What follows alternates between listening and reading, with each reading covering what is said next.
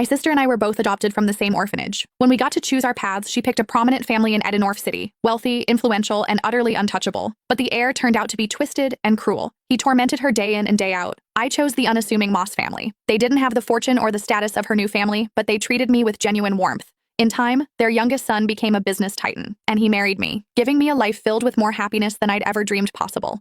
Consumed by jealousy, my sister secretly strangled me. But when I opened my eyes again, I found she had shamelessly stolen the life I'd built, this time, choosing the Moss family for herself. "Carmen," she sneered, "now it's your turn to suffer." I almost laughed out loud. Did she think the Moss heir was some simple jackpot?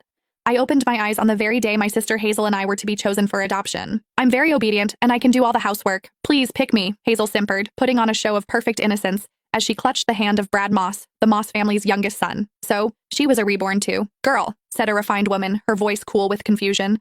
"I thought you said you liked our family." She was Alexander Moreland's mother. The Morelands were the first family of Edenorf's elite, though the heir himself, Alexander, was nowhere to be seen. "I changed my mind," Hazel retorted, shrinking behind Brad as if he were a human shield. "Is that a crime?" Mrs. Moreland's face tightened. "Such a fickle child is unworthy of the Moreland name." Then her gaze softened as she turned to me. "You seem like a good girl. Come with me. We have a son at home you'll like." I simply nodded and took her outstretched hand. A triumphant gleam flashed in Hazel's eyes, as if she'd just won a great victory, but she had no idea. While everyone feared Alexander's eccentricities, I was far more terrified of Brad, a guy as cold and venomous as a snake. In my last life, I had spent years desperately trying to escape his grasp. This time, she had unknowingly done me the biggest favor imaginable. As Mrs. Moreland stepped outside to get the car, Hazel sidled up to me, her eyes full of contempt. "Enjoy your new life, Carmen," she whispered. "This time, you're the one who will suffer."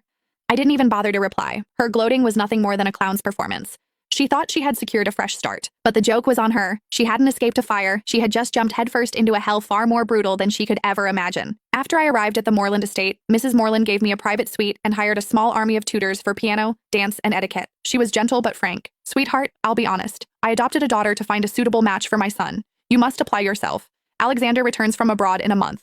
If he takes a liking to you, your future will be secure. Remember, the entire Moreland legacy will be his one day." I knew from my last life that Alexander had felt nothing but disdain for Hazel, and her time here had been miserable. I didn't dare hope the cold, aloof heir would favor me either. I needed my own plan for survival. A month later, the Morelands held a grand ball to welcome Alexander home. The elite of Edenorf were all there, including the Moss family, due to their close business ties. Across the glittering ballroom, Hazel spotted me immediately. Dressed in a virginal white gown, she glided over, her smile as sharp as a knife. "Enjoy the party, Carmen," she whispered. "Tonight will be the most humiliating night of your life." I remembered this banquet well from my last life. It was when she had first met Alexander. He had taken one look at her, frowned in disgust, and told her to get lost in front of everyone. She had shamelessly clung to him, declaring herself his future wife. He had kicked her away without a second thought, but I was reborn too. I knew how her